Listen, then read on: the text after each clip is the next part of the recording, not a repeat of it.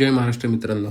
तर आज आम्ही लॉंग ड्राईव्हला टाटा बाय बाय करून नांदेड सिटीमधील मॉलमध्ये फर्स्ट टाईम मृदूला आम्ही या ठिकाणी घेऊन आलो होतो. सॅटर्डे असल्यामुळे दिवसभर आम्ही आराम करून कुठेतरी शॉपिंगला जाऊ असं ठरवलं, पण आज काही त्याचा मुहूर्त लागला नाही. असं मग काय इथे आल्यावर तर अर्ध्याच्या वर शॉप्स क्लोज झालेले होते.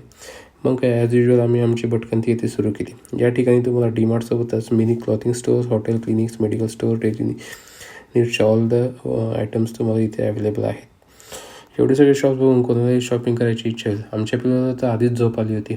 बघतो तर काय, सजील आधीच भाज्यांच्या या दुकानामध्ये गेली होती. या ठिकाणी मस्त छान अशा फ्रेश भाज्या आणि फळं अवेलेबल होते.